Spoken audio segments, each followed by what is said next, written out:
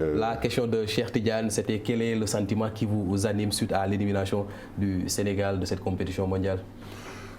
Oui, quel est le sentiment? Je ne saurais le dire parce que franchement, en tant que basketteur, je pense que on peut s'attendre à une victoire, on peut s'attendre à une qualification, comme on peut s'attendre aussi à une défaite, parce que c'est ça le sport. C'est ça le sport.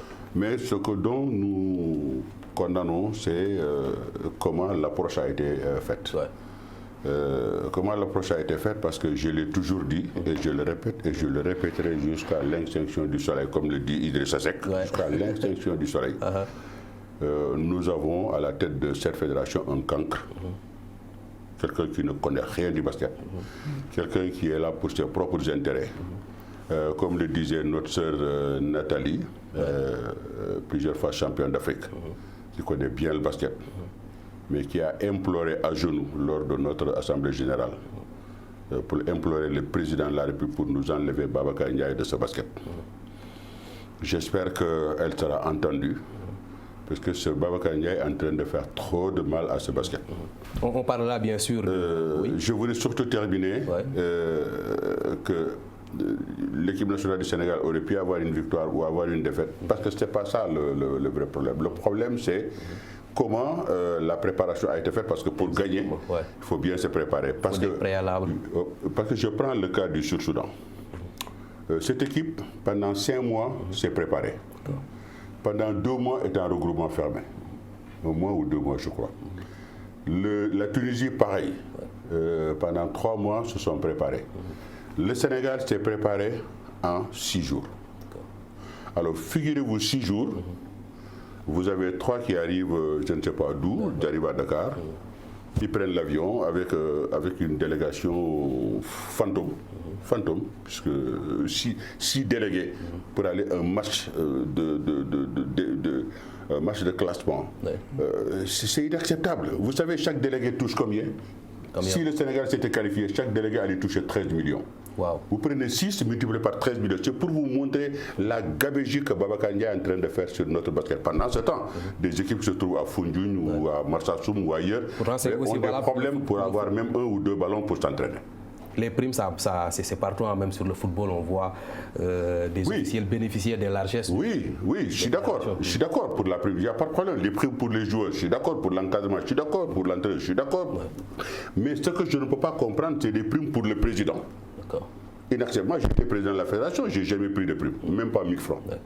Et des primes pour des gens qui n'ont rien à faire là-bas. En fait, c'est des copains à Babacar Ndiaye, ils sont là-bas, du coup, ils font ataaya, si vous me permettez, je parle en wolof, du coup, ils font ataaya, du waxtaan, du maye, du taxuraan. Voilà, ces gens, on les amène. Vous savez qu'est-ce que c'est qu'un délégué? Un délégué, c'est le représentant de la Fédération sénégalaise de basketball dans le pays où le match où le tournoi a lieu.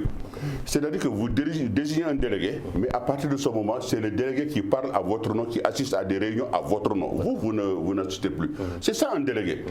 Mais en général, il y a une réunion une fois sur un tournoi qui dure pendant 10-15 jours. De préparation de l'équipe qui doit représenter le Sénégal? Oui, non, sur place. Arrivé sur place. Le délégué, il assiste à une réunion une fois. Peut-être 2 fois, exceptionnellement. Mais 6 ou 7 délégués, mais c'est pour y faire quoi? Alors quand je vois que chaque délégué reçoit 3 millions de primes, même plus, autant que les joueurs, et la prime finale, si l'équipe se qualifie, les joueurs gagnent 10 millions, les délégués gagnent 10 millions. Est-ce que ce n'est pas aussi pour mieux encadrer cette équipe-là? Vous l'avez dit, il y a beaucoup de manquements, notamment ces absences-là de Gorgui Sy Dieng et autres, nous allons y venir. Est-ce que ce n'est pas pour mieux encadrer l'équipe aussi? Vous savez... Une délégation aussi, c'est des officiels. Non. On n'a pas besoin autant d'officiels. On n'en a pas besoin. Parce que vous savez, moi j'ai eu beaucoup de chiffres. Vous voulez vraiment des chiffres, je vais vous en donner des chiffres aujourd'hui. Vous allez en avoir le vertige. Vous savez, ce que je dis aujourd'hui, personne ne peut le dire à ma place parce que personne n'a été président de la fédération de basket. Alors, je sais comment le basket fonctionne et je sais par quel moyen le basket fonctionne et je sais qu'est-ce qu'il faut pour telle ou telle compétition. Par rapport à la manne financière extraordinaire que Babacar Ndiaye reçoit et personne ne sait qu'est-ce qu'il en fait de cet argent-là. Mais moi, je dis, pour revenir un peu à cette préparation, quand toutes les équipes qui ont gagné, ont eu des préparations suffisamment acceptables, mais le Sénégal s'est préparé en 6-7 jours. Alors 6-7 jours, vous recevez 3 ou 4 joueurs qui arrivent, qui se trouvent à Dakar, qui partent avec les délégations en Égypte, et les autres arrivent un à un, et par-ci par-là, et puis après ils se retrouvent, et ils s'entraînent 2 fois. Le mental même n'y sera pas. Oui, mais attendez, moi je suis un ancien joueur. Je sais qu'est-ce qu'il faut pour s'entraîner, pour gagner une compétition un peu de cette dimension-là. Je sais le temps qu'il faut et je sais le mental qu'il faut pour gagner. Alors, si vous n'avez pas de cohésion dans cette équipe, comment voulez-vous gagner? Vous ne pouvez pas gagner, c'est impossible. C'est un impératif, Baba Tandian. En plus d'être un ancien joueur, c'est une voie autorisée. Avec lui, on a connu les plus beaux jours du basket sénégalais, Cheikh Tidiane. Effectivement, vous voulez implicitement dire que si le Sénégal est éliminé à la Coupe du Monde, c'est à cause de la fédération. Oui, bien sûr. Mais à qui la faute? La fédération est responsable de A à Z. Comme la fédération était responsable quand les joueurs se sont retrouvés à l'aéroport de Turquie à dormir par terre. Et les joueurs qui étaient sur le parquet? Mais les joueurs, vous savez, le joueur, ne lui demandez pas quelque chose que vous ne lui avez pas apporté.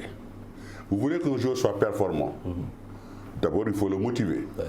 Il faut lui donner un temps d'entraînement, il faut lui donner un temps de jeu, il faut lui donner un temps de préparation.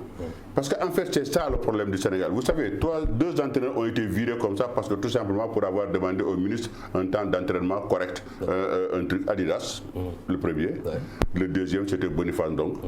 Le troisième, bon, il y a eu Cheikh Sarr. Cheikh Sarr, c'était une autre histoire. Parce que, en fait, le président a ses amis IE qu'il faut absolument intégrer dans le truc. Tu as un background. Ben, Cheikh Sarr, c'est quand même un entraîneur confirmé. Il a dit non. Eh bien, ce non, eh bien, on l'a guillotiné. Vous savez, c'est-à-dire que rien ne marche correctement dans cette fédération. C'est-à-dire que, voilà, on a une fédération qui marche comme le veut le président. C'est-à-dire que moi, je l'appelle le roi Baoulé. C'est-à-dire que Loumou Bougoumoy, il a une équipe autour de lui, mais vraiment des gens qui n'ont jamais joué au basket de leur vie. Et ils ont réussi à faire de ces gens-là des élus. Et ce sont ces élus, justement, avec Babacar Ndiaye, qui prennent des décisions. Et ces décisions-là sont sans appel parce que ces élus, il les tient par là. D'accord. Ce ne sont pas des gens qui ont été élus, c'est des gens qui sont redevables envers... Ils sont redevables à Babacar Ndiaye. Ils n'osent pas dire non. C'est pour ça que Babacar Ndiaye fait ce qu'il veut dans ce basket. Maintenant, nous allons voir qu'est-ce que Diatara va faire. Parce que Diatara n'est pas Matarba. Parce que Liébou Amé, c'est Matarba.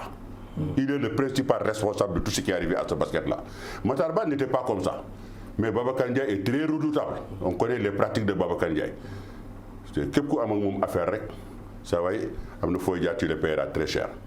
Et Matarba l'a payé très cher. Et aujourd'hui, on voit Gorgui Sidien qui s'en mêle les pinceaux avec cette histoire-là. Et moi, je dis, il le payera aussi très cher. On reviendra sur ce cas de Gorgui Sidien, notamment la gestion de la fédération sénégalaise de basket. Mais restons aussi sur cette élimination du Sénégal. Là, c'est une grande nation de basket. Qu'est-ce qui a failli, vous l'avez évoqué tout à l'heure, en termes d'organisation? Au-delà, qu'est-ce qui a failli pour nous amener? C'est-à-dire que Babacar Ndiaye s'est amusé avec notre basket.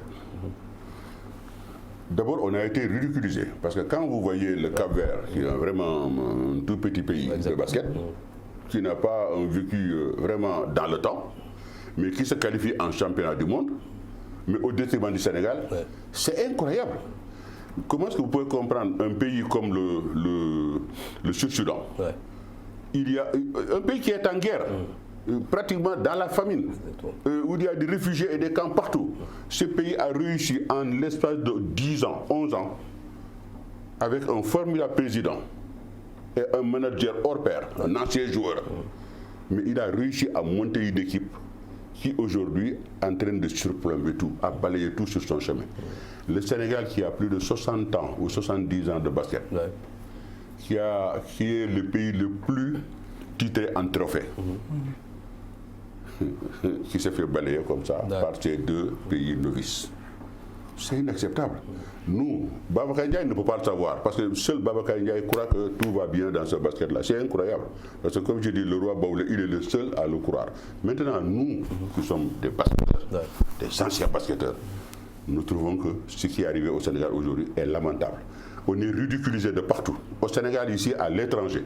Mais c'est incroyable. Moi, quand je vais à l'étranger, je viens de Chine il y a à peine 8 jours. J'étais un peu partout en Chine, à Shanghai, à Pékin, Guangzhou. Mais dès que les Sénégalais vous voient, tout le monde, les Sénégalais, les jeunes Sénégalais qui ont immigré. C'est surprise, cette élimination. Oui, mais ils sont tous choqués par cette élimination-là. Et puis ils viennent, ils disent, ancien président, alors ils viennent tout de suite. Mais président, s'il vous plaît, prenez notre basket à main, parce que vraiment... Alors... Est-ce que ce n'est pas aussi parce que vous n'avez pas suffisamment alerté? On savait, c'était prévisible avec l'absence de Gorgui Sy Dieng, avec ce manque de concentration, d'organisation. Est-ce qu'une voix autorisée comme vous ne devait pas alerter beaucoup plus tôt? Ça ne sert à rien. On a alerté jusqu'à remuer pratiquement les cocotiers. Mais ça ne sert à rien parce que Babacar Diagne n'écoute personne.